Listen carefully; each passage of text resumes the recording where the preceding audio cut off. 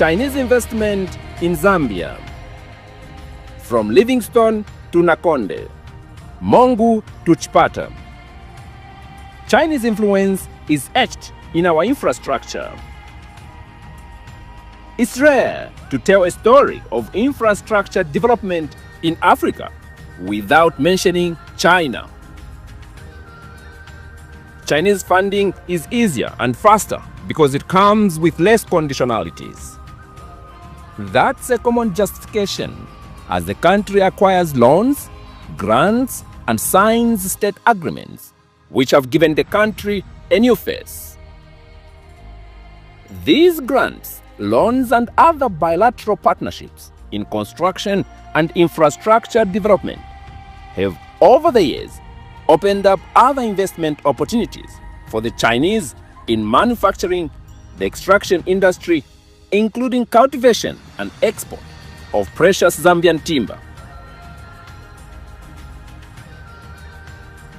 China is simply inevitable.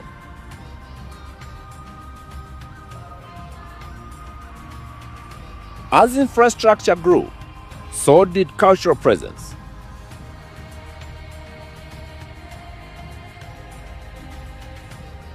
Chinese businesses, leisure hubs, casinos, massage parlors, and eateries, all blended in Zambia's urban landscape. China has invested a lot in Zambia. The mining industry, we have major mines operating in Zambia. In terms of processing, China is also very big at that. We've also seen China invest in the manufacturing sector, the construction sector. Houses as we know them were not going to be possible without Chinese businesses. With a boom in infrastructure facelift for the copper-producing nation, Beijing continued to record a huge return on investment. The country's infrastructure is on a steady growth. The earth underground continues to vibrate as mines extract copper and other minerals for export, which is Zambia's main forex earner. On the surface, everything seems fine. But beneath the paved roads, infrastructure, and massive investments in the mining sector lies a troubling reality, a ripple of scandals and tragedies. What happens when promised prosperity comes with hidden costs?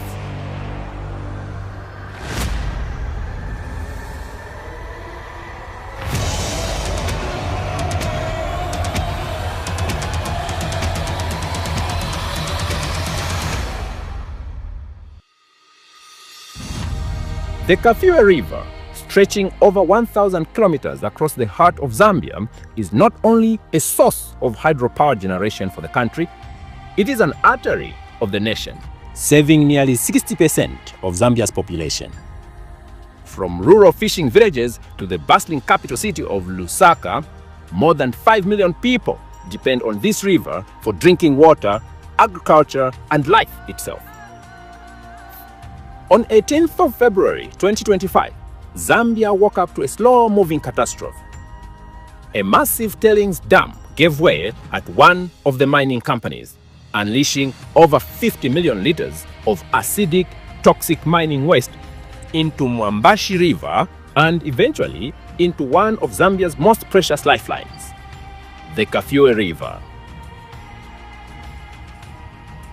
What followed was one of the worst environmental disasters in the nation's recent history. Fish floating to the surface, dead.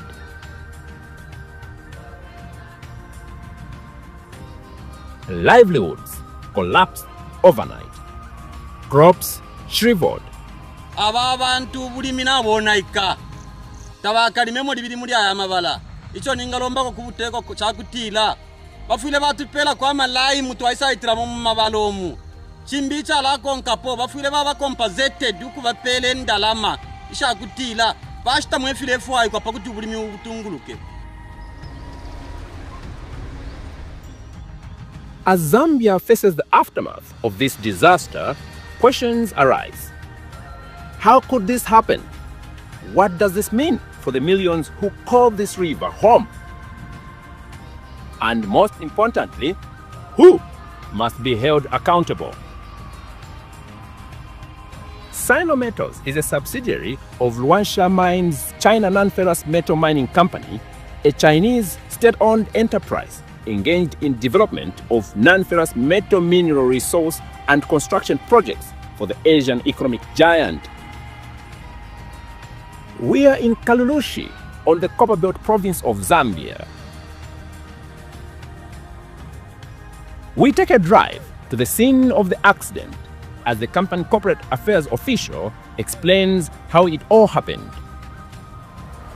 This tailings dam is basically where the incident started from. If you can see just on the red portion there, that's the portion that was vandalized, where the HDPE material was cut off. And the period that was happening, if you remember, we had quite some heavy rain between January and February. And the cutting of the HDPE material compromised the strength of the dam. This is a dam on its own, right? There's another dam there.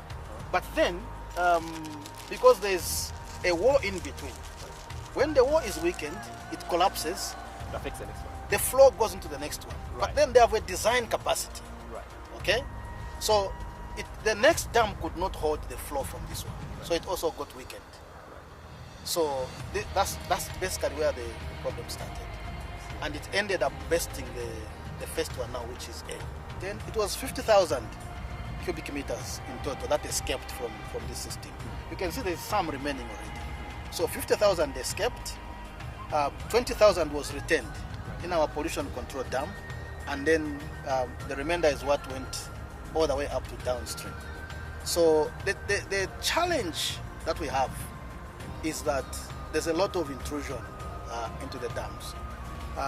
It's not an excuse. But when you say the cuttings of this material, what exactly do you mean? Who cuts it and where does it go? You know that we have got communities living around the mine. The communities are using this to roof their houses. The part that was vandalized has remained like that because there's an active investigation going on. Right. That's why we haven't yet covered that part. Sino-Metals insists it did everything within its means to prevent the accident and to minimize the damage afterwards. This, they say, will be proved after the private company hired to conduct an investigative analysis finalizes its report, which at the time of this documentary was still being awaited.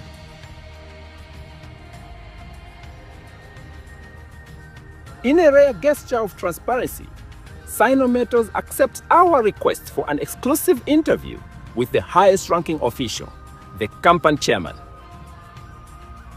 Mr. Wang remorsefully takes responsibility of the damage. So far, what we know,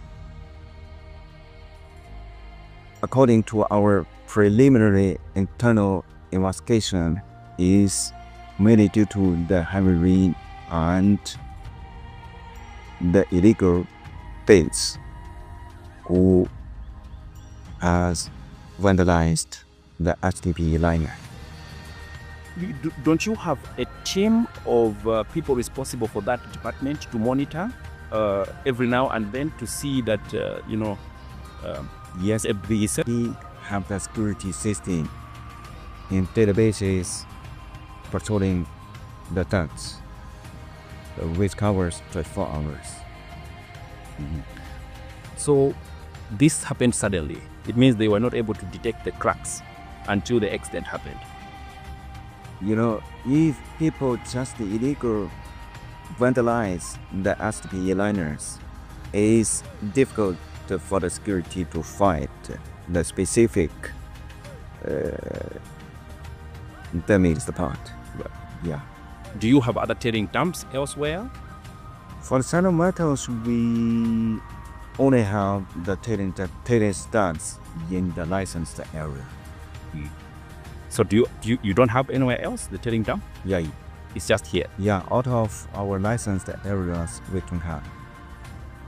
Do you also buy some of this material from maybe freelancers, other people who mine elsewhere, and then they bring it for you to buy the concentrate which you smelt, or everything that you process is produced by China and non-ferrous? Yes, we are buying the outside material from outside, but just a few part of it. Okay. And these people who are selling to you, the freelancers or the suppliers, are they also licensed, or you are not involved in where they get this? According to my knowledge, they are licensed. Right. What specific assurance have you given to the government about what you are doing in this particular? As you are aware, after the occurrence of the incident, by following the guidance from the government, first of all, for us is to conduct an environmental impact assessment. And also the Ministry of Agriculture, Ministry of the Fishery and Livestock also conducted, right now, without the completion of this assessment, for looking after those potential affected stakeholders, the management has already made the arrangement to donate some commodity goods to, for example, Kamlushi district. So far, we've done 3 times donation, which include the drinking water, mini meal, cooking oil, and financial assistance. Yeah. When you say drinking water, you mean to the entire population in the catchment area? Every person in the community has received water from you during this period? Just after the accident, we supply with the domestic water and the drinking water to the affected communities. As I mentioned, the Ministry of Agriculture, they are also conducting the assessment in the same process. So for those areas who have been potentially affected with supply with the drinking water and domestic water. Do you think it has been enough, what you were supplying to the people? This effort will be a continuous. And you also said some money as well. Yeah, financial assistance. What kind of assistance is this, and who were you targeting in giving this assistance? Was it the people directly, the local government, the council? How were you doing it? Yeah, first time we hand over to the government authorities. The third time we just distribute the financial assistance directly to the residents. Okay. How much would you say you have spent on this compensation exercise, both in terms of monetary and goods like water, cooking oil, meal? Are you able to quantify that? For me, I'm not direct involved in the same. I don't know exact figure. Is it in millions of kwacha? Less? You are the chairman. I'm sure you would have an idea. You are approving. Yeah, so far, the approximately it could be more than 1 million. More than 1 million. Are you agreeing with the government that people should not consume? Yes, that is the fact. The fish is contaminated by the acidic water. People should not eat it. Mr. Wang, has the government sanctioned you for this yet? Have you gotten any sanctions from the government? Yes, that is the truth. So far, we got the sanction from the my safety department and I'm not sure whether it is from Wama or from the Zima. Mm-hmm. What kind of sanctions has this been? What kind of sanction has the government imposed on you? Just a penalty. A penalty. And has that penalty been settled? Yeah. Already? Yeah. Was it pence, the penalty, or it was just a small? No, it's painful. It's painful. Yeah, it's painful. Were you worried at some point to say, this is what has happened, maybe we might lose our mining license? Were you worried about what was the government going to do about this whole problem? Just according to the recent communication with the government authorities, I have realized the government still support the Sanametals in terms of the investment, in terms of the contribution of the taxation plus the benefit to the communities. Let's talk about the Chinese government. What has been the response from the Chinese government over this development? This is also my duty. I can't. I'm sorry if you're not able to comment on that. Yeah. The reason why I ask is because the people of Zambia believe that China as a country has a lot of knowledge and skill on how to not just prevent this, but to contain the problem in terms of cleaning up. I can only tell you, for us, the Sanametals, we are confident to manage all these issues. You don't need any help from the government, your government? Yes, we need the help from the government. Yeah, we must work together with the government. Have you reached out? Have you asked for any kind of help so that you are assisted? So far, we are just following the guidelines of the government. Right. Both governments, Zambia and China, or just the Zambian government? So far, we are working with the Zambia government. Right, okay. Would you be okay with suggestions from Zambia that they want to see China more involved? Why are you not able to get that? We have a lot of confidence in the Chinese government, and we believe that they have the experience and the expertise. We are hoping that you can engage them and ask them for help. Are you able to do that, as the Zambian people are asking? Sanamanto actually as a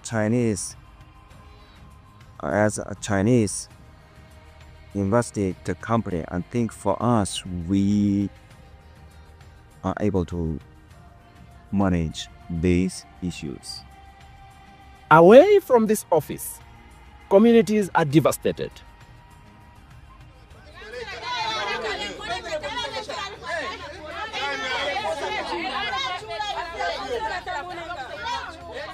Bantu yali ninshita ya kupumikisha abantu ya bulokwishiwa bwino finshi file chitika kusamona fye acid nayo na ulaisa binalifwa abantu baisa twabongwangu batu butukila baisa ndati mumana uli contaminated muli poison muli acid sabili onse elifire mukamana mwilya muleke fye fibole ifo fine fiona ike.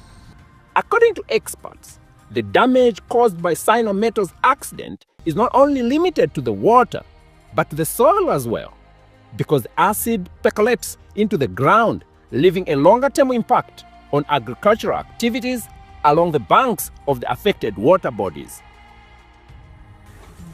Baposa acid muri mwambashi. Kuli maini muka lushi bali isala na lemo na Mairopa TV. Na bena kuli ababika mukamanaga nono. Helo acid yaisa ingira mu mwambashi. Mwambashi yatwala kukafuwe. So kuli amabala yaba nesu kuli abali mupepi na ifu kuli. Oko tuika la ifu. Mabala nayo onaika. Takwa boku nwamensi mufishima. Fia nifili mupepi no mwana fiauma. Hata letwalele yako no tusavitu minzenga tulia. Ino isata kwa Dauti ati muzanga agasabi. Chose fyali fwa kuli asidi. So tuli mubwafi ekinefi. Sishibe ubuteko inga kuti batu afirisha nchilachi. Kuli onamu monagala mabala yonsi. Efe yaona ika mabala ya batu. Kuli ubwafi ya mwana wandi. Tatuishibe oko tukekala niguisa. Pantu kuno. Aba wonsa onika mabala. It will take 10 to 15 years. Kwa buloku byala nangu chimu. Ngababi ala chigoma. Noma ngaba pera 50,000. Ikabafisha muri 10 years baleli. Kafue River, the lifeline of Zambia, now poisoned. As you watch this documentary, the investigation into the dam accident has not even been concluded. And yet, a new report of another contamination has just been released. The Kafue River waters are now changing color. But the government is not in a position to reveal the company that is responsible. Away from official Chinese state-owned corporations is a list of other private investors cited for disregarding environmental regulations. These have a way of getting around laws and state regulations to secure their interests. Even when deported, they always find their way back. Avocado Mining Limited. Apart from the fact that it is difficult to locate this mine because there is no signage pointing to its address, there are three key problems with this investment. Defiance is number one. It was established that a company by the name of Avocado Mining Limited has been discharging these fumes within Kalulushi district without approval from the Zambia Environmental Management Agency. The House may wish to know that Avocado Mining Limited is a holder of a mineral processing license granted in 2019 and valid until 2034. Further, the Ministry of Mines and Minerals Development established that Zambia Environmental Management Agency cited Avocado Mining Limited on 31st October 2024 for a number of environmental breaches. Madam Speaker, the major breaches that the Zambia Environmental Management Agency cited the company for are as follows. A, implementing a project for which an environmental impact assessment is required without conducting the actual environmental impact assessment. And B, discharging a contaminant into the environment without an emission license. Madam Speaker, on the 4th of November 2024, ZEMA further issued a compliance order directing Avocado Mining Limited to cease all operations until further notice by ZEMA. In addition, on 8th November 2024, the Mine Safety Department suspended operations of the same company as it did not have a qualified appointed manager. Madam Speaker, as I deliver this statement, the operations at Avocado Mining Limited remain suspended until the breaches cited by the two institutions, namely ZEMA and Mine Safety Department, have been attended to. But the Chinese company did not stop. Minister, ZEMA had first written to Avocado Mining last year on the 4th of December 2023. I have a letter with myself, and they did not comply. On the 14th of October, ZEMA had rewritten to Avocado Mining, and they still did not comply. As I speak, I left the constituency on a Sunday, and the emissions were there. Minister, these mining companies are remitting their emissions and their waste in the streams. As we're speaking, we've had a lot of patients at Kalulushi General Hospital who have been affected by these emissions from last year. So, Minister, could it be that money has exchanged hands with those Chinese? That's why they're failing to close up the plant in question. The pollution had a severe impact on the health and livelihoods of the community, with cases of respiratory illnesses, including 11 pupils at Chavuma Secondary School collapsing from a sulfur dioxide leak.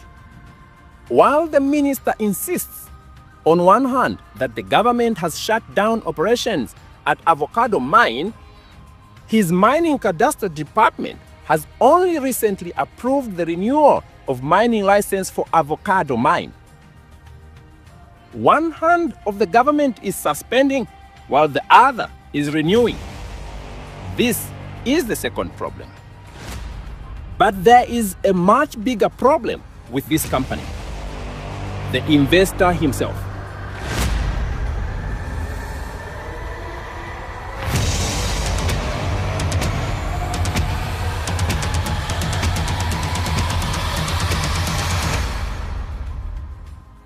Mr. Chunghua Ma is a famous Chinese investor.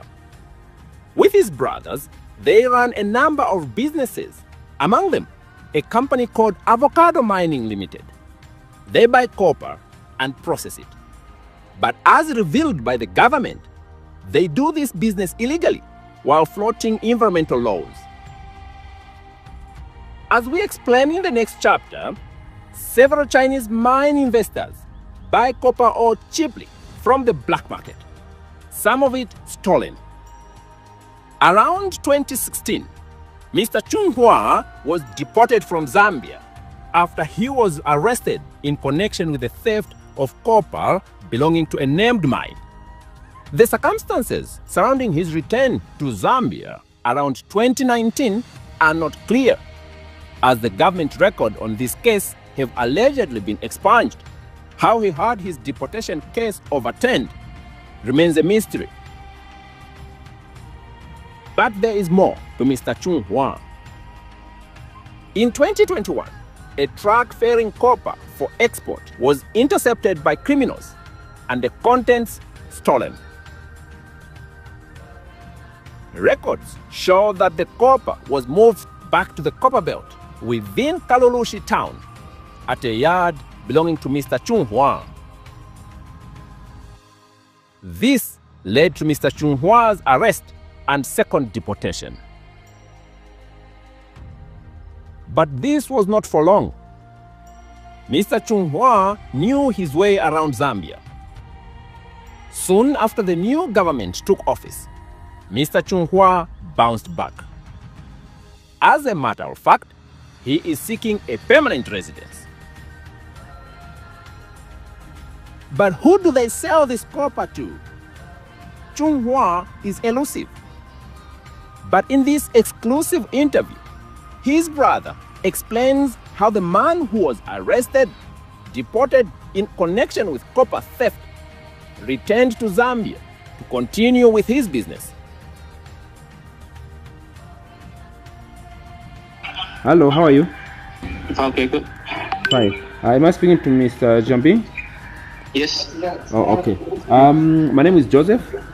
Yes. I'm a journalist from News Diggers, and I'm doing an investigation regarding the avocado mining and the closure by the government. I wanted to find out if I can talk to you about this. Okay. Yes, sir. I wanted to find out. I see that you actually applied for a mining license again in 2024, and it was approved. Yesterday, the minister was announcing the cancellation of avocado mining activities in Kalulushi on the basis that you are not following ZEMA rules and guidelines. What is your comment on that? Oh, okay. But for this one, I need to tell the operation manager to explain to me. Okay. Yeah. So may I tell someone my manager to call you? Mm-hmm. You know it better. Okay. But you are the yes. you are the boss. You are the shareholder. So would you be able to explain if indeed you are involved in smelting of copper on the copper belt? Yes, we are. But do you have a permit for that? Yeah, we have that before. That's why we need to extend it to renewed. But then they are saying that you are doing that against ZEMA regulations because you are polluting the environment. No, we didn't do that. So are you aware that the government cancelled your activities yesterday? No, I don't know. You are the first one told me. My guys didn't tell me. Maybe they know it, but no one told me. I see that you are partners with Mr. Ma in the business. Yes. And yes. Mr. Ma was deported from Zambia twice, actually. And he's back in the country. This government has renewed his entry. Yes. Why are you doing business with Mr. Ma? I tried to call him on the phone, but it's not going through. Why are you doing business with a person who has such a record in the country? Oh, you know, for partnership, we didn't consider what he did before. Mm-hmm. Yeah, we're still looking for a future in a partnership. Right. And how do you manage to get your copper sold in Zambia? Because Mr. Ma has been accused of some criminal activities in the past, and so the name of your company is a bit dirty because of those activities. So who is getting your copper because of the bad name that you have with your business partner? In fact, we have some company who have a contract with us buying our material from South and from Hong Kong. Okay, so where do you sell here in Zambia, and who exports? No, we just export to Hong Kong or Shanghai in China. Or you export yourselves directly? Yes. Okay, and you have those export permits, and you pay your taxes? It's already expired. A long time we didn't export copper now. That's why we need to apply for the mining license, for all the processing license also. Okay.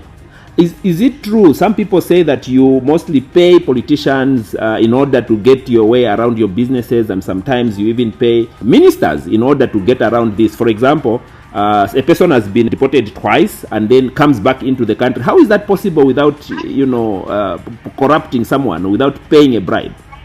No, we didn't do that. We just following the law, and we appeal from our right. We have the right to appeal for what happened before. Right. To prove we are not a criminal. Okay. Yes. We are also only the businessmen who want to doing the business here in Zambia. Would you say that there are no other activities that you are doing apart from mining?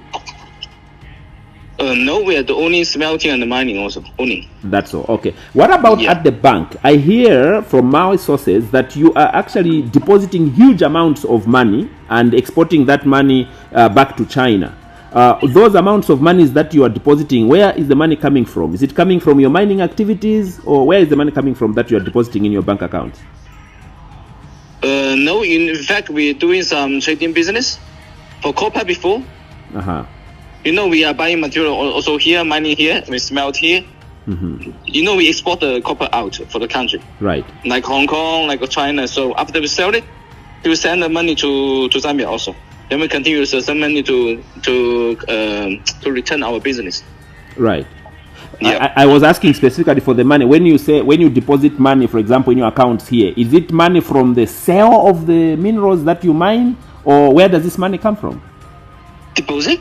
I mean, like when you go and deposit the money in your account and then the money goes to China, where does this money come from? Because you are mining here, so the money has to be coming to Zambia for mining, but the money is coming from Zambia going to China. Yes, I'm from Hong Kong. When we sell material or some investor, we are still continue construction, more extend our company also. We only have a small smelter before. We smell the copper blister before, but we stop it because this business is a bit difficult. So we decide to extend to smell the copper concentrate. Right. And tell me, we just finished the project. I think a few months ago. Correct. Tell me about the Zambians that you work with. There is a trend that while you own the business, you are the owner of the business as a shareholder. The records elsewhere, maybe in your transactions at the bank, you always put Zambians in front while you are in the background and you are not seen.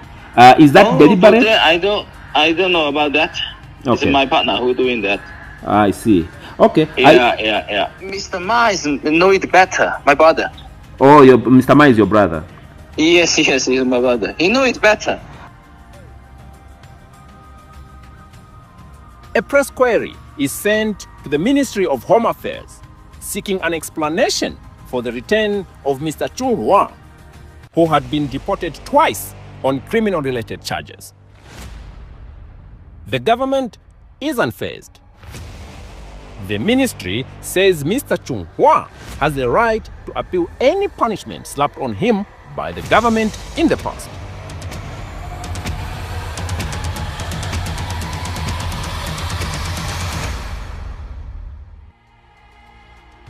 Not far from Avocado Mine is Roxing Investment Company. 25-year-old Dixon Nyoni is an employee here offloading acid from a tanker truck, but without protective gear. When a discharge pipe snaps, it pours acid on Nyoni's body, causing him severe injuries and instant blindness. As he tries to stagger to the nearby water tap, he trips and falls into an acid spillage drainage, and his body bends beyond recognition. The family is devastated, but the Chinese company wants the matter settled outside court. A standoff ensues. What the family wants is too much. The Chinese are only willing to offer 450,000 kwacha for the life lost. When family mentioned the amount, they said 4 million. Okay. So the Chinese refused and they suggested 450 and the family declined. I think that is where the whole matter is standing currently. An inspection from the Mine Safety and Environmental Regulation Authorities finds horrifying evidence of law violations, including environmental damage. The company has been spilling acid into the Luela stream, another tributary of the Kafue River. Rongxing Investment is ordered to shut down immediately. But the Chinese owners are defiant. Under the cover of night, operations continue. The spillage of acid into the Kafue River intensifies. On 3rd March 2025, police conduct a raid on Rongxing Investment and arrest operations manager Lei Yan. The director, Yuan Li Ming, is also apprehended, but both are soon released on police bond. The corrosive influence of their money on the effectiveness of state institutions is glaring. They have unparalleled access to decision makers, making the institutions ineffective as they slowly get captured. A company violating local laws can be closed today and reopened tomorrow, exposing more Zambians to injury and death while leaving a long-term damage on the environment and the ecosystem.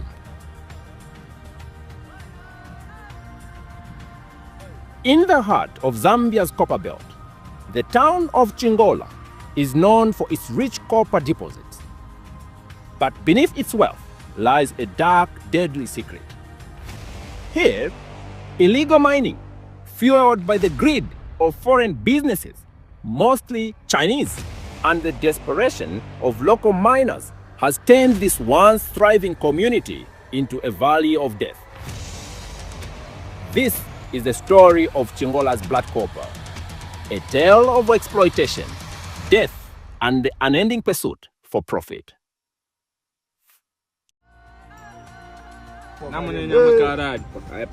Badzinga maglini feka eka, not black, but quite a maglini feka eka. Yeah, 125. These miners, often just teenagers, risk their lives every day. Driven by poverty and lured by the promise of a quick fortune, they venture into the unstable tunnels, knowing that each trip could be their last. Their quest for copper to sell to Chinese buyers who finance these illegal operations is relentless and deadly. Ekuwendo kuno. Mase fotu. Dr. Wonfia, daddy. Waria tata. Panyapa baka kwa masaka pare pona. Ekuwendo ku. Oh, ekuwendo tata. Parapele paishi no mapadanista musangi. Kuwendo. Paishi no again yoro ni joro musangi. Paishi. Kule yafe na mtamustangire kule yafe mwari wendrai katochu yo namoneka so faramu katocha muntu ari paka arebo aretima arefunya igirezi na rogirezi arevyo kana west nispadatara afika. Wow. This is Chiwempala, a densely populated township where illegally mined copper is stockpiled in houses, sold to Chinese, and processed just in the backyard. Some of these were coming, my youth are always in power to Black Mountain, as you know. So the social workers where they take their business, Chinese, they are their buyers. Gavale tamatiri barapima kudya. Gavale bapima palya. Wale bana bakwata machine ya sampling. Kuishwa grade ya copper ko percent elimination. 2%, 3%, 4%. Panopen kwa kile. Kalapu kali panopen kwa. Kalapu eko kaba. Kile kuli Chinese kule eko kaba kalapu wapima. Ero wabewa tu so wapisha ndo washwa. Damage yenga mashaka ene fo wala sitisha kuli na percentage ya mawo baletero. Kairi mu ambe watola fefa kutora basa. So ile anomba ngabale jabasanga tia limitapari nefi. Yeah. Ndio mulika 1%. Nomba mwetamshtabira bati ni 10% but mremo afya ni 1%. In this market, copper is king and human life is dispensable. Right.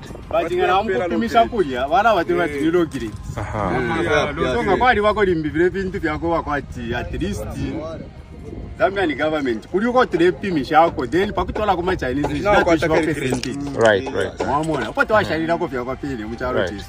So ngawaya panshi kwikala po how long before taulafuma? Na wanu ikira kumana.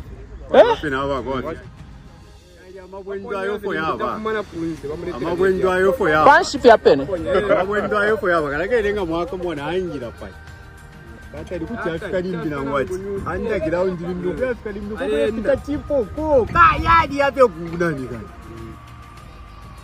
The Chinese businessmen at the center of this trade remain unfazed by the human cost. For them, it's a lucrative business, one that thrives on the desperation and danger that defines Chingola's illegal mines.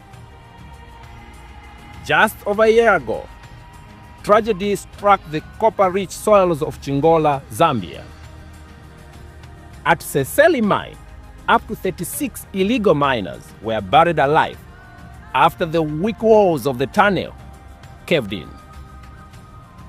Only one was pulled out alive, the rest dead, either on suffocation or on impact. Tatuishi bapa belera abantu mwe bantu bakwa. Yonse in city. Ingesa nikayonse in city. Waisha. Lesa we mwini wa makayonse nga na usuminishe myo kulala muno leka chimo mwabiro ufayo bwobe. Amen. Ino kabila kwandi kwa nefi busa na kabile kunse. Amen. Elo echicha chitikana chitufinina. Amen. Maka Yesu twakwanishe. Amen. Twalomba febo kutwalirira kuchito buchinga bobe mubana bobe abalere muri shimishiri. Amen. Ababali apanga bali 9 nango 13 lesa twatira bafise mu mapindo y'abangeri bobe abankondo. Amen. Takuli ubwanga bonse nangule ekibambe chonse nangule ekisoka chonse kyalamine shimyo. Amen. Natila lesa wandi wala chipoka appetite. Amen. Mwishina ili akwa Yesu Kristo. Ngabuchenje shwa muntu nselesa lekenya lwe na imwe bamushiro. Lesa mwe bashira la paba na benitwala ile ino kutala liko 10 mandupwa. Wewe fibusa filmu nwenchende tukumuneni filamba fyako mutima. Tukumuneni filamba fyako mupashpash tunga twailo kulaluma nyeshina lyenu. Tukoselesheni mweshikolo. Kristo Yesu tamwakatushe fweka mwatirenka bana imwe. Amen. Ile ronse mkalafita mfya mana male sa mwatirenka bana imwe. Amen. Eko foyo wewe mfumo ubutwailo kuchikoma iwe sonde. Natila shina da bari chinna niko parishimyo abafada. Amen. Lesta wewe wefyo waba. Kristo ni mfumo ya shamfumo. Nasa tuwali batemenwa wakibusa Yesu. Lero na uchizuminisha. Let your will be done, O God. Leka fyo foyo wewe utwailo kuchikoma mwelesa. Mwishina ya materia kwa Yesu Kristo. When death occurs, fingers point at everyone else but the profiteers. So the story goes that only the Zambian figurehead takes the fall. Just like KCM transacts with Trafigura and London Metal Exchange engagement, so is the Senseli transactions. Senseli is owned by Zambian people. Among them is Mr. Chimba, and the other one is Mr. Mtali. And they own these licenses long before UPND came in place. It is them now who have engaged the Zambian youths in Chingola, working in collaboration with the Chinese who have got the equipment and the trucks to be selling to them. And that is how you see now those things moving there. But so, it's a narrative that you really have to understand. And these people have mentioned they are there. So when you go into the Senseli, the scooping and everything, it is happening in a legal way. However, it needs to be done better in a safe environment, devoid of child labor, among many other things. This perception that media have and everything to say, as long as you are minister or MP, you are part of the illegality that is happening. When there is criminality, my hands are clean. I will never send anyone's child to go underground and risk their lives. But me as a member of parliament, I want to continue even to have community engagements, to continue to talk to them about the dangers of going into those rat holes or self-made tunnels where we lost lives. A query to the Zambia Environmental Management Authority yields no response after months of persistent follow-ups. But of course, off the record, sources reveal that the copper processing operations in Chiwempala are illegal. This is Brickfield Primary School, a government learning center located in Kalino area of Chingola constituency, where Commerce Minister Chipoka Mlenga is MP.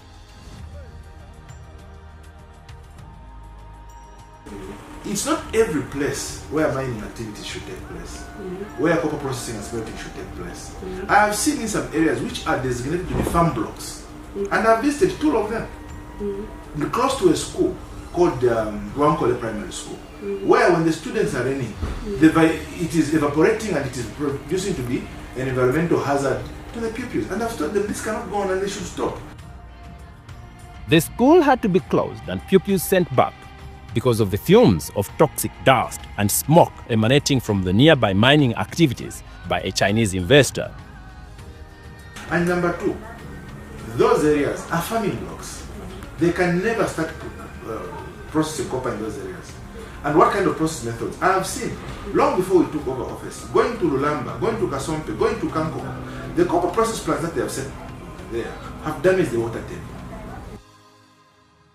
It's a story of power, money, and more money at all cost.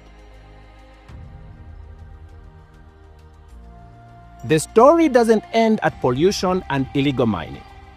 Cybercrime, sex trafficking, tax evasion, Chinese-run cartels are thriving in Zambia's blind spots, spoiling the good long-standing relations between the 2 countries. Just about a year ago, 22 Chinese nationals pleaded not guilty to various cyber-related crimes in Zambia, despite being caught operating a highly sophisticated internet fraud syndicate. The Drug Enforcement Commission, headed by Nelson Banda, conducted a swap on the Chinese-run company following an alarming rise in internet fraud cases in the country, targeting people across the world. Close to 50 young Zambian school leavers, recruited by the Chinese-run Golden Top Support Services to be call center agents in the fraudulent activities. 22 Chinese at the center of the scandal are arrested and charged with various offenses, including manipulating people's identities online with intent to scam them. According to the DEC investigation, the Zambian school leavers had been tasked with engaging in deceptive conversations with unsuspecting mobile users across various platforms such as WhatsApp, Telegram, and others using scripted dialogue. 13,000 SIM cards are found on the scene, along with devices that could hack calls across genuine phone networks. 2 firearms, about 78 rounds of ammunition, are also found. Lin Xiangling, believed to be the director of the company, is charged with operating a network without a license, among other charges. Several of the culprits are deported after pleading guilty. But will they stay away from Zambia, or they will bounce back like Mr. Chung Huang?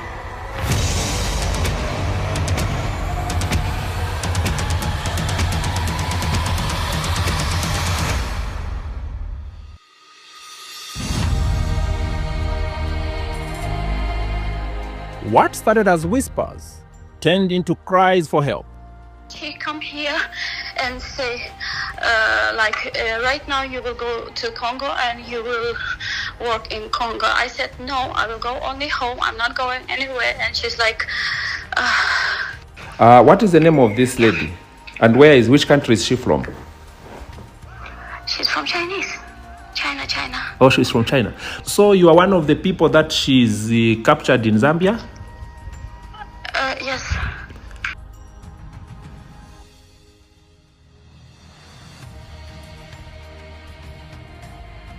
Soon after the new government comes into power, an undercover investigation reveals a sex trafficking syndicate run by Chinese and Vietnamese nationals. This has been operating right under the noses of authorities in Lusaka.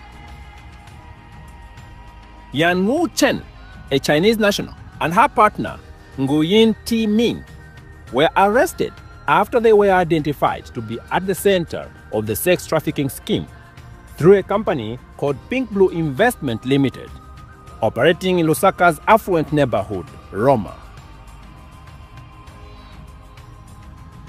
At least 4 of the sex trafficking victims escaped captivity and explained to news diggers their horrific experience. Their boss, nicknamed Ling Ling, has been beating them up and subjecting them to inhuman treatment if they refuse to offer sexual services to their male clients.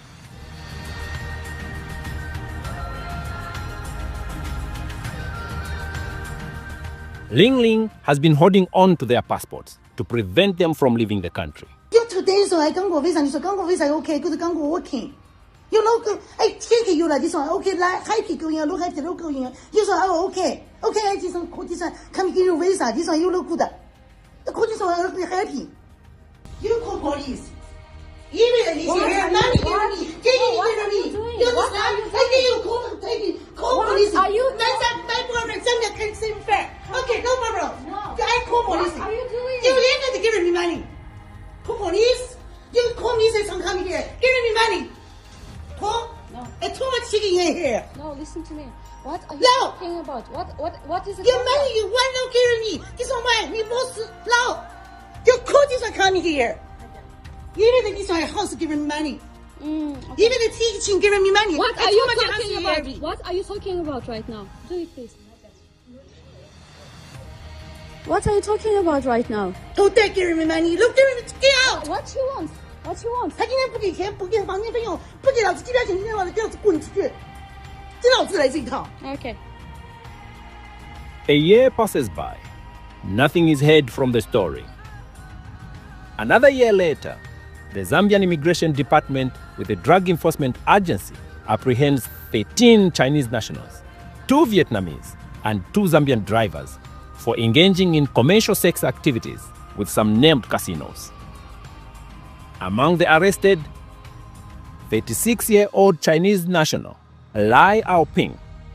Lai is also the masterminder in the internet fraud syndicate operated by Golden Top Support Services. Different crimes, same faces. Should the Zambian government be tolerant and forgiving to those who are arrested and deported for engaging in criminal activities?